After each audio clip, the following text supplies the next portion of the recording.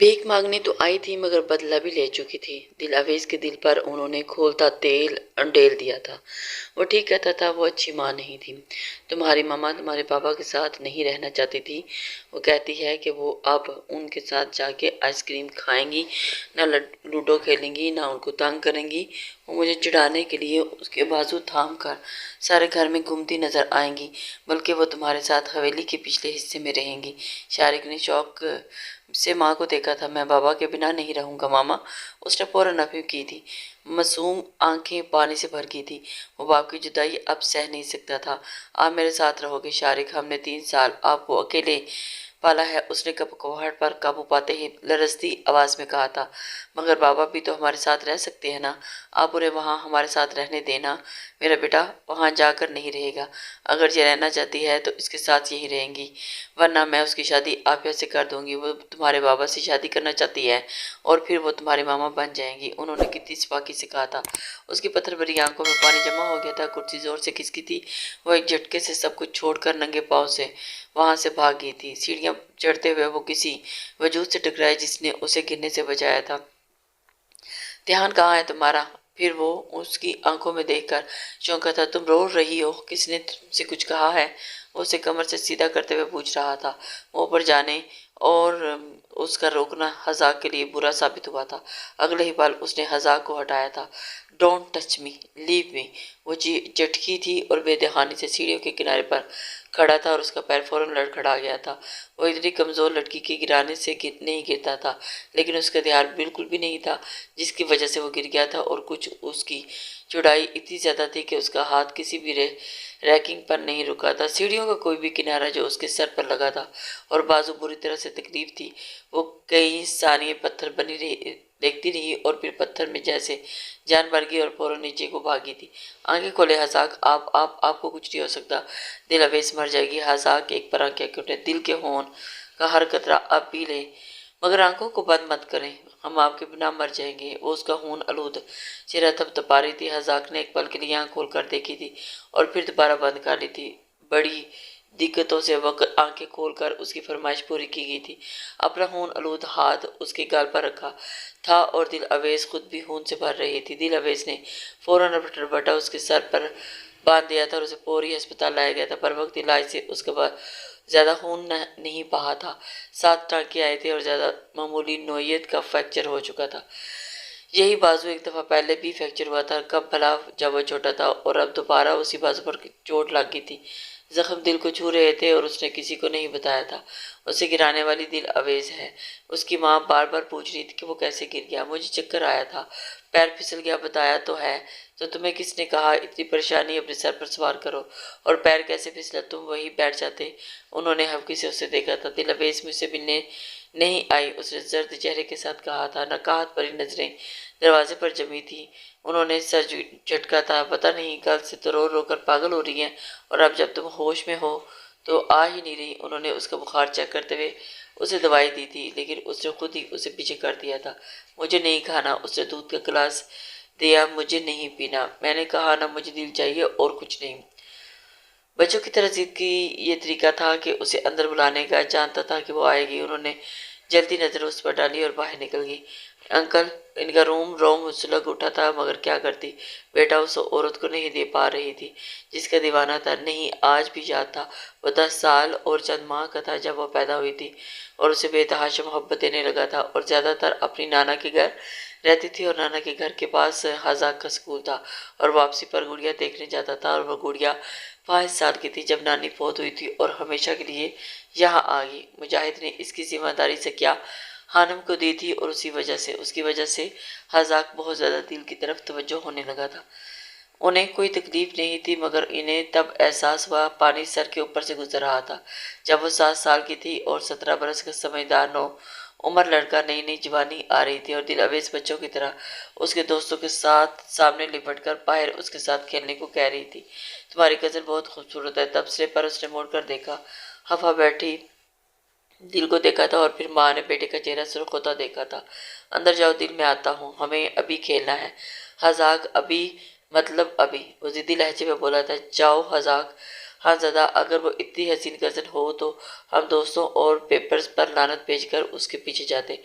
لڑکے نے اس پر بری پری پر نظر جماتے ہوئے کہا تھا۔ I said get out. وہ دھاڑا تھا، آوازیں سن کر دوبارہ نکلیں تھی اور دل روتے ہوئے اوپر بھاگی تھی، اور پھر ہزاک نے اپنے ہی دوستوں کو پیٹ ڈالا تھا۔ وہ میری ہیں اسے دیکھنے کی گستاخی کیوں کی؟ اسے خود بھی نہیں پتا تھا کہ وہ کیا بول رہا تھا، مگر وہ مارتے وقت حواس کھو رہا تھا۔ ان کی لڑائی ختم کرواتے انہوں نے ہزاک کو ڈانٹا تھا۔ آپ کو نہیں پتا کہ وہ دل کے بارے میں کیا کہہ رہا ہے، اور دل کو کیا حق پہنچتا ہے کہ وہ ہزاک کے علاوہ کسی اور کو خوبصورت کہے لگے، اور میں اس کا چہرہ بگاڑ دوں گا۔ وہ پاگل ہو رہا تھا اور زکیہ بیگم کو احساس ہوا پانی سر کے اوپر سے گزر آیا۔ وہ تیز قدموں سے زینے چڑھتے ہوئے اوپر گیا اور وہ بھی ہوش میں آتے بھاگی تھی، کہیں وہ اس کا چہرہ ہی نہ بگاڑ ڈالے، مجاہد ان کو قتل کر دیتے۔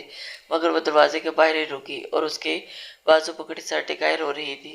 سرخ پھولوں والی فراق اور سرخ کی ریبن باندھے وہ واقعی پری لگ رہی تھی۔ رونے سے گلابی رنگت سرخ ہو رہی تھی اور ناک آنکھوں سے نمی حسن مزید واضح ہو گیا تھا۔ سرخ پیروں میں چپل نہیں تھی۔ آئی ایم سوری دل، آئندہ تمہارا وقت کسی کو نہیں دوں گا۔ ہم پر چلائے ہیں، اب ہم پر چلائے ہیں۔ اسی نے اشارے سے اسے حفقی سے دیکھا تھا۔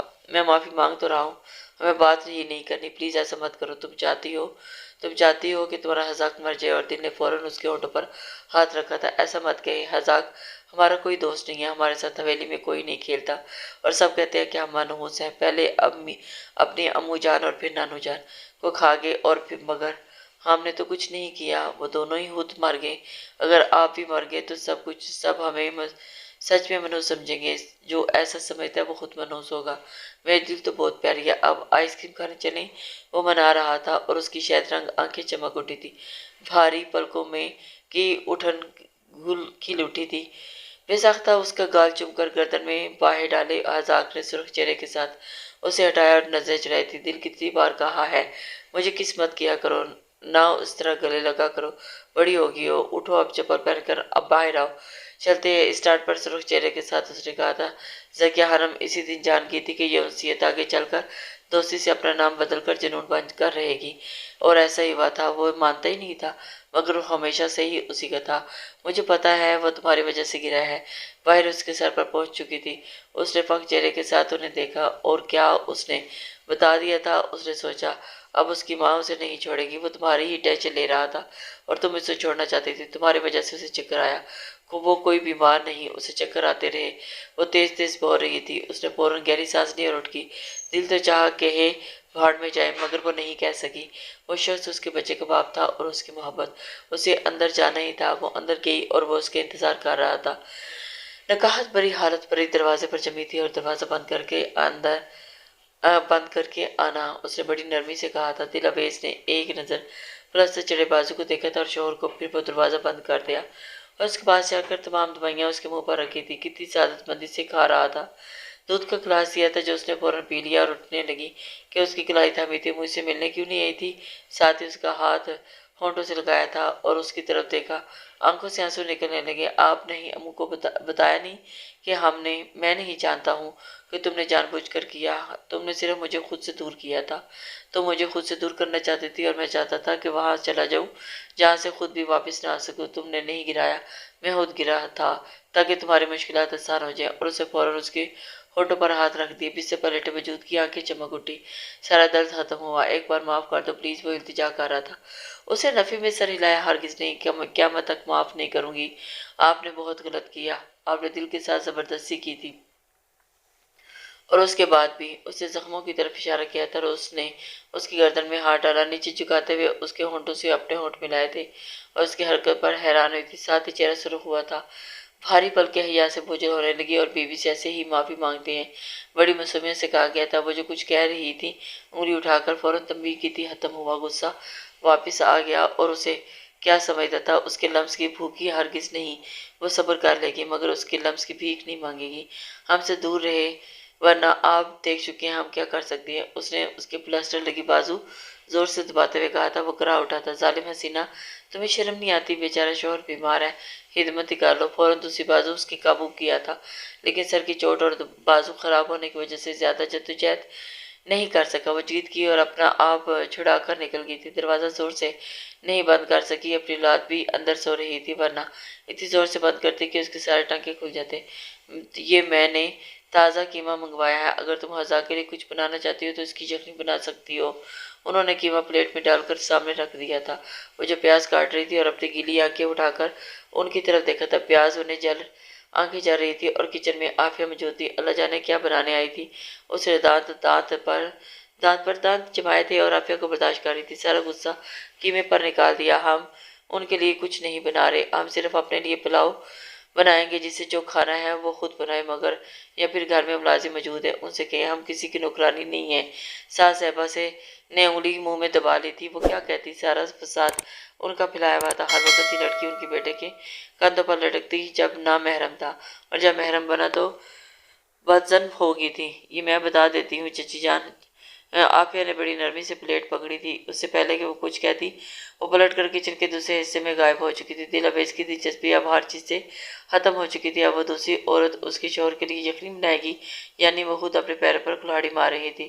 مجھے وہ ڈائننگ بک نہیں میری تنگ مت کرو شارق، آپ اس میں کلر کر سکتے ہیں۔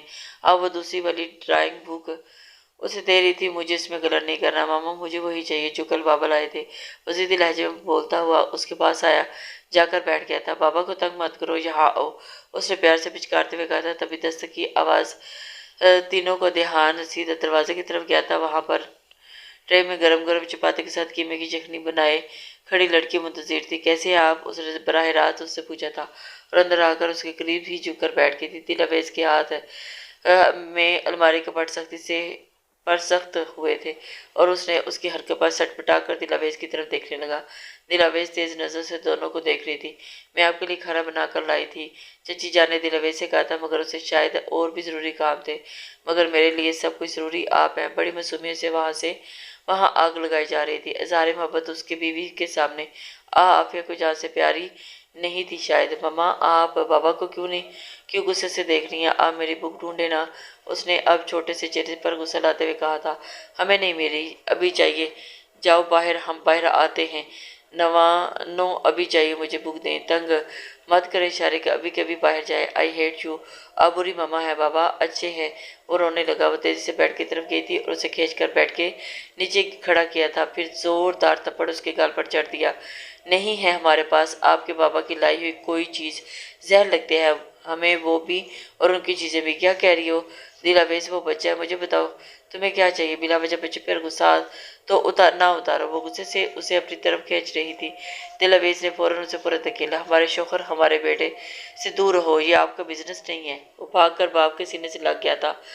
اس کے چپ کروانے پر بھی وہ چپ نہیں ہو رہا تھا۔ حذاق نے تعصب سے اس کی طرف دیکھا تھا، پھر جہاں تھپڑ مارا تھا وہ بار بار گال چوم رہا تھا۔ کیوں درد دور رہوں؟ تمہیں کیا فکر ہے اپنے بچے اور شوہر کی؟ وہ شوہر جس کو تم پلٹ کر دیکھتی تک نہیں ہو، جسے تم سے 4 سال اس گھر میں نہیں آنے دیا، اور پھر اس کے بیمار ہونے پر تو اس کے لیے کھانا نہیں بنا سکتی۔ وہ بچہ جس پر تم سارا جہان کا غصہ اتارتی ہو، تم نہ ایک اچھی ماں ہو اور نہ ہی اچھی بیوی۔ اس نے چبا کر کہا تھا، تم جیسی عورت سے تو بہتر ہم چاہے اچھی ماں اور بیوی نہ ہوں، لیکن دوسرے کے شوہروں کے اوپر ہم اچھی انسان تو ہیں، کم سے کم دوسروں کے شوہر پر اپنی جوانی ضائع نہیں کر رہے۔ اب عمر ہوگی ہے، آپ کی شادی کر لینی چاہیے۔ آپ کو 30 سال سے کم نہیں ہوتے۔ آپ کی عمر تک جب میں پہنچوں گی تو نہ اس وقت میرا بیٹا میرے قد کے اونچا ہوگا۔ اپنی فکر کرے، سفید بال ہو جائیں گے تو رشتے نہیں ملتے۔ حذاق ہمارے ہیں، ان کے آس پاس میں بڑھاپے کا سہارا نہ گنوا دیں۔ اس نے بڑے طنز سے کہا تھا، تم مجھے بوڑھے ہونے کا طنز دے رہی ہو؟ دیکھ لو، یہ مجھے بوڑھے ہونے کا طنز دے رہی ہے، جبکہ ہمارے درمیان میں آئی تھی یہ۔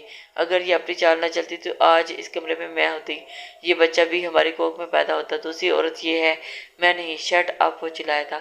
ایک لفظ اور کہا تو میری نظروں سے گر جاؤ گی۔ یہ میری بیوی ہے، میرے ساتھ اور میرے بچے کے ساتھ جو بھی سلوک کرے یہ ہمارا معاملہ ہے، کسی بھی دوسرے یا تیسرے کو درمیان میں آنے کی ضرورت نہیں۔ مزید اس کے ہاتھ اٹھا کر کھانا دور کیا تھا اور سختی سے کہا تھا، اب جا سکتی ہیں اپنے کھانے سمیت باجی عافیہ۔ اس نے پورا اعتماد نظروں سے سامنے والے کی طرف دیکھا تھا۔ سنائی نہیں دیا آپ کو باجی؟ ہم اپنے شوہر کا خیال رکھ سکتے ہیں، ہم آپ جیسی عورت کے لیے انہیں کبھی نہیں چھوڑیں گے۔ وہ ہمارے تھے اور ہمیشہ رہیں گے۔ ہم دوسری عورت بن کر آئے تھے، مگر اب دوسری نہیں، خاتون اول ہیں۔ دوسری آپ بھی بن رہی ہیں۔ اور اس نے بڑے دھڑلے سے کہا تھا، پھر ہم نے ٹرے اٹھا کر اس کے ہاتھ میں دے دیا۔ سنبھال کر رکھیے گا، آپ کے بھی زخم تازہ ہیں، بھرنے میں کام آئیں گے۔ چلی ہی گئی تو ہزاک اسے ملامت بھری نظروں سے دیکھا تھا۔ یہ سب کیا ہے؟ کھانا کیوں نہیں کھانے دیا مجھے؟ اس بیچارے کا کیا قصور تھا؟ جب امو جان نے کہا تھا تمہیں بنانے کے لیے تو مانے نہیں، اس بیچارے کو بھی ذلیل کیا، مجھ سے بھی کروایا۔ اس شہزادے کا کیا قصور تھا؟ پھر اس نے دوبارہ اس کے گال چوما تھا۔ اس کے لیے کبھی معاف نہیں کروں گا۔ اور پھر اس نے پھر سے گال چومتے ہوئے کہا تھا اور ہفکی سے سر جھٹکتا، آپ معافی مانگنے والا کون ہے؟ میرا بیٹا 5 منٹ میں ہمارے پاس آئے گا۔ اس نے کہا تھا، ادھر شاباش ہمارا شہزادہ۔ ماما نے پیار سے کہا تھا اور اسے گلے لگا لیا اور فوراً بھاگ کے سینے سے لپٹا تھا، اٹھا اور دیکھنے لگا۔ باپ نے کان میں کچھ کہا اور پھر سر سینے پر رکھ کر ماں کی طرف دیکھ بھی نہیں پایا تھا۔ منہ کھول کر کھڑی رہی۔ شارق، ہم آپ کو ویسی ہی ڈرائنگ بک لے کر دیں گے جیسی کل بابا نے لے کر دی تھی، اس نے کہا تھا اور اس نے کچھ کہا۔ پھر باپ کی طرف دیکھا۔ باپ نے آہستگی سے کچھ کہا اور اس بار کان میں نہیں کہا تھا، اسے پتہ نہ چلے۔ وہ چھیڑ رہا تھا اور دوبارہ سینے پر سر رکھ کر آہستگی سے تھپتھپا رہا تھا، آنکھیں بند کیے رو رو کے۔ اب ہزاک کے ہسارے پر ہنس رہا تھا۔ ایک تو ڈرائنگ بک گم ہوگی اور دوسرا اماں نے تھپڑ مار دیا۔ اب اسے کے اپنے دکھ تھے۔ دکھوں میں بابا اچھے لگے، انہوں نے کان میں کہا تھا، اس جیسی بک کے ساتھ ہی نئی کار دلوائیں گے اگر وہ ہنس کر دکھائے تو۔ ہنس کر دکھا دیا۔ باپ کے دل میں ٹھنڈک اتری تھی۔ بیٹے کے ہونٹ چومے تھے اور نرمی سے اور پھر سختی سے کہا تھا، پاپا ڈونٹ۔ وہ سختی پر احتجاج کرنے لگا۔ باپ نے دوبارہ چوما، مگر اس بار نرمی سے۔ آنکھوں میں بیٹے کو دیکھتے ہوئے اتنی چمک تھی کہ دل اویس کو دیکھتے ہی آیا کرتی تھی۔ لیکن اس واقعے کے بعد جیسے سب بدل گیا۔ وہ اکثر اپنے کمرے کی کھڑکی سے اپنے کمرے کے ٹیرس پر اداسی سے رات کا آسمان تکتے دیکھتا تھا۔ ان دنوں چچا عابد بیمار رہنے لگے تھے اور اس لیے ہزاک کی شادی آگے کر دی گئی تھی۔ عافیہ نے جو خوب وبیلا کر دیا تھا، مگر مجاہد خان نے عافیہ کی نہیں سنی تھی۔ ہزاک کو عجیب بے چینی کی۔ شادی رک جانے پر ہر بھی ختم ہونے نہیں دی تھی، مگر دل بے چین کیوں تھا وہ سمجھ نہیں پایا تھا۔ پھر ایک دن اس کے رونے کی آواز پر وہ اپنے ٹیرس پر پھلا کر اس کے ٹیرس پر آیا تھا۔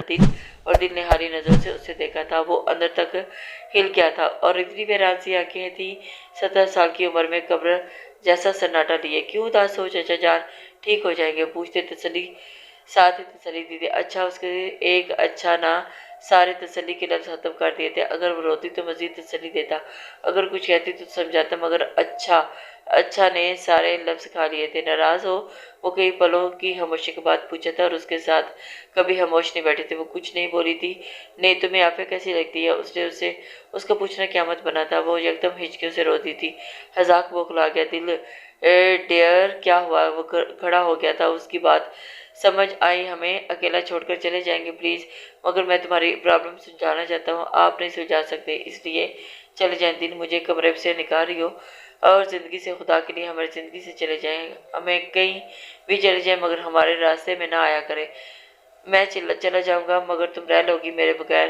میں نے تمہیں تب تک راتوں میں اٹھ کر چپ کروایا تھا جب تمہارے لیے کوئی نہیں اٹھ سکتا تھا، جب تمہارے باپ کی اپنی مرحوم بیوی کی فرصت نہیں تھی، تب جب تمہاری تائی اپنے بچوں میں مصروف ہو کر تمہیں بھول جاتی تھی۔ تم مجھے جانے کو بول رہی ہو؟ وہ احسان نہیں جتا رہا تھا۔ اسے صدمہ لگا تھا کہ دل اویس اسے کمرے سے نکال رہی ہے۔ وہ اپنے کمرے سے زیادہ یہاں رہا کرتا تھا۔ جب وہاں ہوتا تھا تب وہاں دل اویس ہوتی تھی۔ ساتھ جڑے کمروں کے مالک کر رہے تھے۔ آپ چلے جائیں، رہنے دیں ہمیں تنہا، آپ چلے جائیں پلیز، شادی کو ڈیلے مت کریں۔ دل اویس کی آخری خواہش پوری کر دیں، قسطوں میں کیوں مار رہے ہیں؟ وہ چیخ رہی تھی اور اس کے بعد اپنے ہاتھوں میں جکڑے وہ تسلی دینے کھڑا تھا۔ تبھی کمرے کا دروازہ دھڑلے سے کھلا اور آنے والی عافیہ تھی۔ وہاں کچھ غلط نہیں ہو رہا تھا، مگر وہ ان دونوں کے کردار کو کیچڑ میں لت پت کر رہی تھی۔ وہ ملاغزات پک رہی تھی۔ ہزاک اور اس کی بحث ہوئی تھی اور دل اویس اپنے ہی کمرے سے نکل گئی تھی۔ کہاں؟ وہ نہیں جانتا تھا اور اسے ڈھونڈنے پر بھی نہیں ملی تھی۔ صبح اسے پتہ چلا کہ وہ اپنے کمرہ بدل لیا تھا اور حویلی کے دوسرے حصے میں اپنے باپ کے ساتھ شفٹ ہو گئی تھی۔ کون سا حصہ؟ بھلا وہاں اس کی ماں رہتی تھی۔ لاکھ سب کو سمجھانے پر بھی وہ اکیلی وہاں رہ رہی تھی۔ کئی دن مجاہد خان اور ہزاک سمجھاتے رہے، مگر پھر یکدم عابد خان اس کا ساتھ دیا تھا اور سب کو اس سے کچھ بھی پوچھنے سے منع کر دیا اور ہزاک کو بھی اس پر بلا وجہ غصہ کرنے سے منع کیا۔ وہ رہیں گی یہاں جہاں چاہتی ہیں، جہاں میں آپریشن کے بعد اسے امریکہ لے جاؤں گا، انہوں نے ایک دم فیصلہ کیا تھا۔ اور ان دنوں وہ حذاق سے اکھڑے کھڑے رہتے، وہ جب بھی ہسپتال جاتا تو اسے دیکھتے باہر نکل جاتی، اور عابد خان حال احوال کے بعد آنکھوں کو موت لیتے۔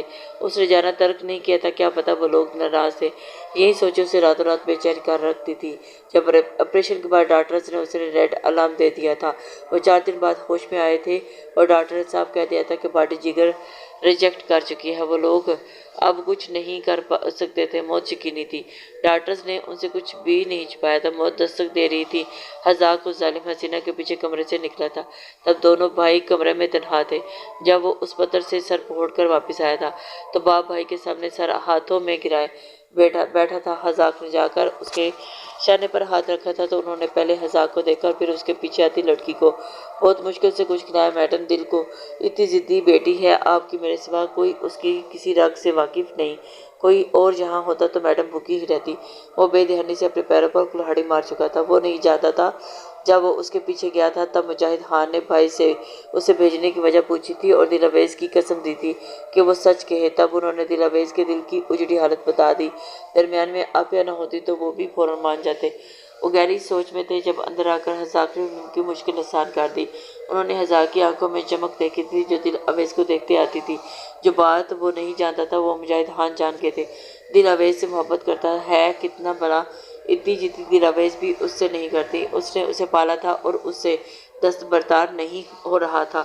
اس کے جانے کا سن کر وہ لڑ پڑا تھا اور اس کی آنکھوں میں موتی چمکے تھے۔ میں آسٹریلیا جا رہا ہوں، اسے میرے ساتھ وہاں بھیج دیں، یہ اکیلی کیسے رہے گی؟ بیوی کو چھوڑ کر کزن کے ساتھ جاؤ گے؟ باپ نے ملامت کیا تھا۔ لیکن عافیہ میرے بغیر رہ لے گی، اس کے ساتھ سارے گھر والے ہیں، وہ سمجھدار ہے مگر 3 بچی ہے نہ سمجھ ہے، اسے میری ضرورت ہے، وہ میرے بغیر نہیں رہ سکتی۔ اس نے سرخ چہرے کے ساتھ کہا تھا۔ اچھا تو پھر نکاح بھی اسی سے کر لو، عافیہ سے تو کوئی بھی کر سکتا ہے، مگر دل اویس کے معاملے میں ہم صرف تم پر یقین کر سکتے ہیں۔ اس کے باپ نے دل کھول کر کہا تھا اور اس دن انہوں نے اس کے ساتھ زبردستی کر کے اس کا نکاح کروا دیا تھا۔ عافیہ کے الزامات، باپ کو دھمکیاں، حذاق کو پہلے ہی اس پر غصہ تھا، سب کچھ اچانک ہوا، اوپر سے چاچا کا جانا، عافیہ کی باتیں، ماں کا ہفا ہونا، غصہ تھا مگر وہ دبا گیا تھا، مگر اندر بیٹھی عورت نے اس کا دماغ گھما دیا تھا۔ وہ اس کے لیے اپنی ماں سے لڑ پڑا تھا۔ یہ عورت جو کئی برس سے اس کے ساتھ منسوب تھی، اس کا دل توڑ آیا تھا، خاندان والوں کی تنقید سن کر آیا تھا، مگر وہ اس پر تھوک رہی تھی اور یہی تو اس سے غلطی ہو گئی تھی۔ ساری فرسٹریشن اس کمزور وجود پر اتری تھی اور وہ تھا وہ صبح جب پریشان سا اسٹڈی میں بیٹھا تھا اور اس کی ماں تھی جس نے اس کے چلے جانے کو کہا تھا اور اسے فرار کا راستہ دکھایا تھا، اور وہ اس کمزور لڑکی کو شدید غم میں تنہا چھوڑ گیا تھا۔ پھر شارق کے آنے کی خبر کے ساتھ ہی بہت سارے مسائل بھی تھے۔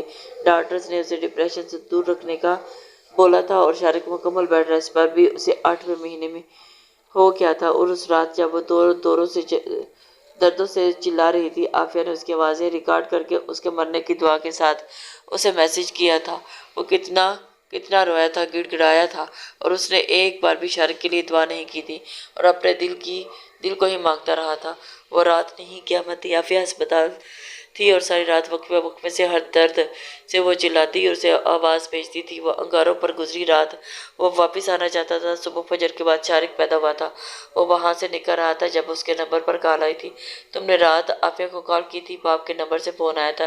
جی، وہ بے حیا، بے غیرت، وہ شروع ہو چکے تھے، یہ جانے بنا کہ وہ صرف پہلے وائس میسج کے بعد ہی اسے معافی مانگنے کے لیے کال کرتا رہا کہ وہ اس کے دل کو بدوا نہ دے، مگر عافیہ نے کال سب کو یہ کہہ کر دکھائی تھی کہ وہ ہر رات کال کرتا ہے اور اسے دل کی کوئی فکر نہیں۔ ماضی ہزار باتیں، ہزار دکھ تھے کہ دل اویس کو کیا بتاتا، اس کے لیے کیا تھی وہ۔ شارق کے بلانے پر چونکا تھا، حال میں وہ ابھی تک بیٹے کو منا رہی تھی اور اس کے سامنے تھی اور اس کی دل صرف اس کی بیٹا خفا تھا اور اب رونے والی ہو چکی تھی۔ حذاق نے جتاتی نظروں سے اسے دیکھا تھا جیسے کہہ رہا ہو کہ اب بتاؤ کس کی ویلیو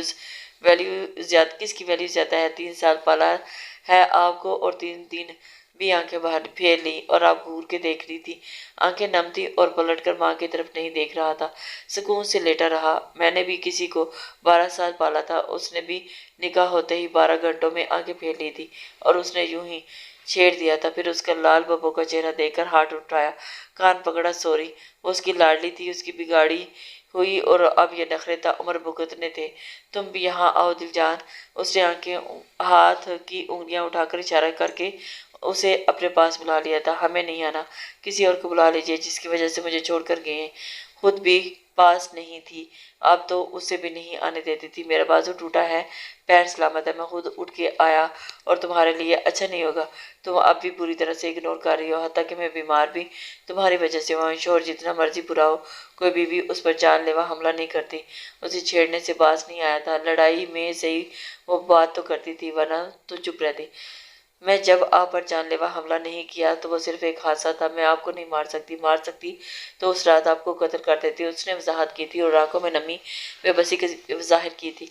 यहाँ पास आकर वजाहत हो, आवाज़ नहीं आ रही। गिरने से समाज भी मुतासर हुई है। कितने जोर से गिराया है मुझे शरारती नज़रों से हफत से डाला था। शरारत समझ गई थी, उसके हर रग से वाकिफ